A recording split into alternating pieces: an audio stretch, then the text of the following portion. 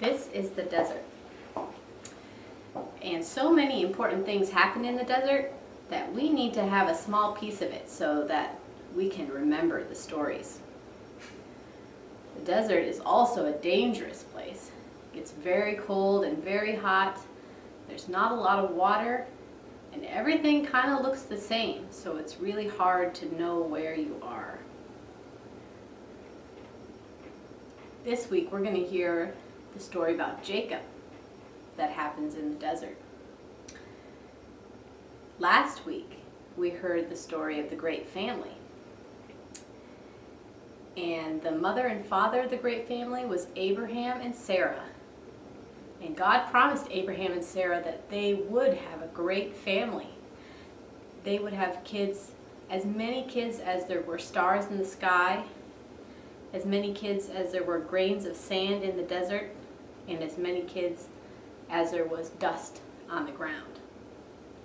And at the end of our story last week, they only had one child. It was a son named Isaac. And even Isaac was a miracle because Abraham and Sarah were very old when God gave them their son Isaac. When Isaac grew up, he married Rebekah, and they had two sons. They had Jacob and Esau, and these were twin brothers. But even though they were twins, they did not look anything alike. Esau was big. Jacob was small.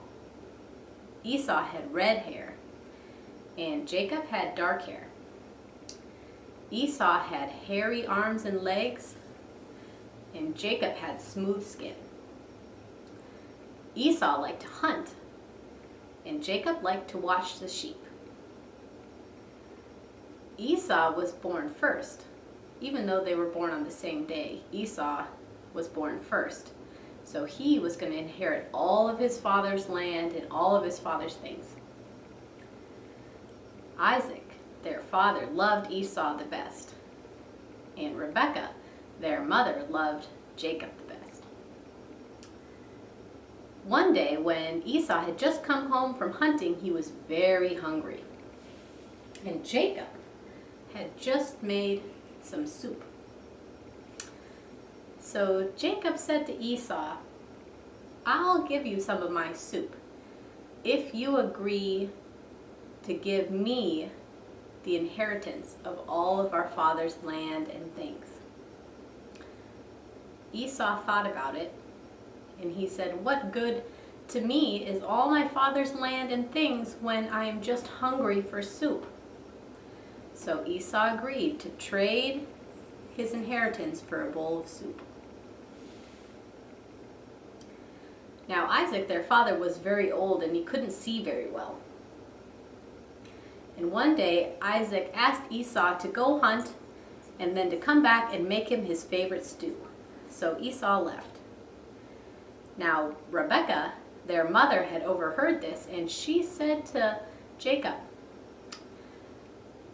"Why don't we make your father's stew with some lamb instead? And then we can dress you up like your brother Esau, and you can go in and get the blessing."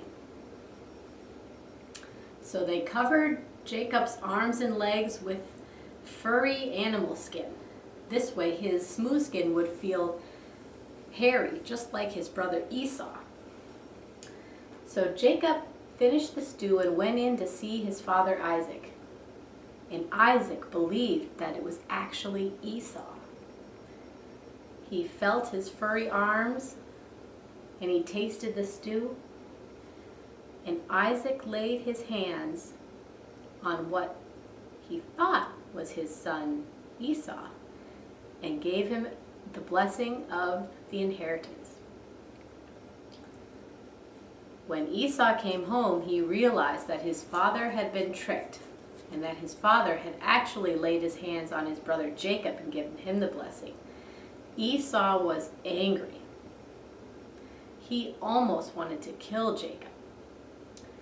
So Jacob decided to leave his home, and he started traveling across the desert, and he decided to look for a wife among his mother's family. When he got tired and it was time to sleep, all he could find for a pillow was a rock. And when he went to sleep that night, Jacob had a dream. In his dream, he saw a great ladder, and there were angels ascending and descending and climbing up and down, and this ladder was so tall it went all the way up to heaven, and God seemed to be everywhere around it. In his dream, Jacob heard a voice. This voice said, "I am the God of your grandfather Abraham and your father Isaac. I will give all this land to you and to your descendants, and you will be a blessing to the entire world. I will be with you." When Jacob woke up, he knew he had heard the voice of God in his dream. So he put some oil on the rock that he had used for his pillow, and he named it Bethel, to always remember. Jacob kept traveling on. He was trying to get to Haran, which was the land of his mother's family. And when he got there, he saw a beautiful woman named Rachel getting water from a well. Rachel was the daughter of Laban, and Laban was a sheep farmer. Jacob told Laban, "I will work for you for 7 years for the privilege of marrying your daughter Rachel." And so he did. And after 7 years, there was a wedding, and they all wore beautiful wedding veils. But when Jacob woke up the next morning, he was surprised to find that he had actually married Rachel's sister Leah. Jacob went to Laban, and Laban said, "If you still want to marry Rachel, you have to work for me for another 7 years." And because Jacob loved Rachel so much, he did. And after 7 more years, he married Rachel.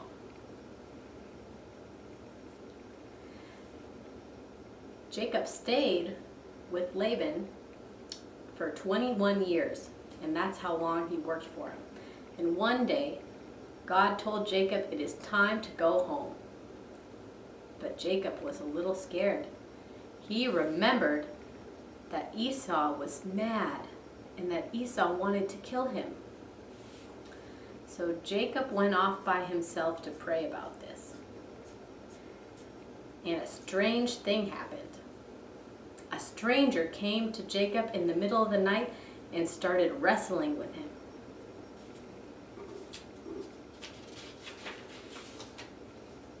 They wrestled so much that Jacob's hip popped out of joint. Eventually the stranger said, "Let me go." But Jacob had a feeling that this was not any ordinary stranger. So he said to the stranger, "I will not let you go until you bless me."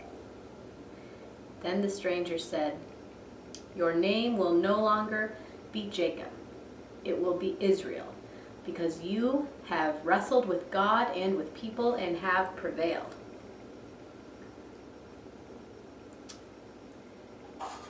Jacob decided to name this place Peniel, which means the face of God, because Jacob knew that the stranger he had been wrestling with was actually God. So Jacob, well, I suppose we should call him Israel now, because that's the name God gave him. Israel and his 2 wives traveled back to his hometown. And when he got there, his brother Esau saw him coming, and he ran to greet him and give him a hug. He was so happy to see his brother, and he had forgiven him for tricking his father. Now, Jacob went on to have 12 sons.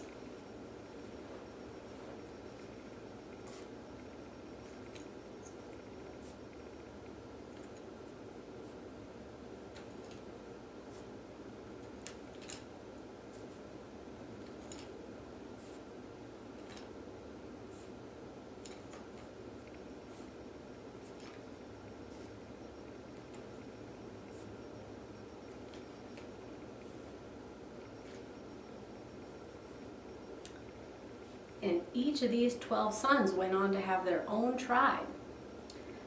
And these became called the 12 tribes of Israel.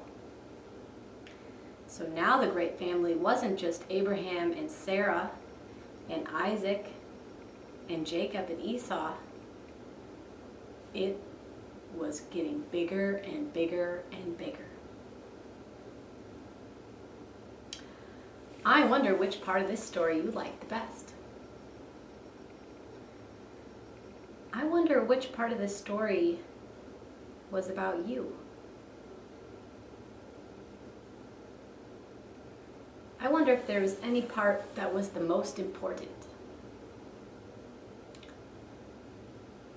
I wonder if there's any part of this story that we could leave out and still have all the story that we need.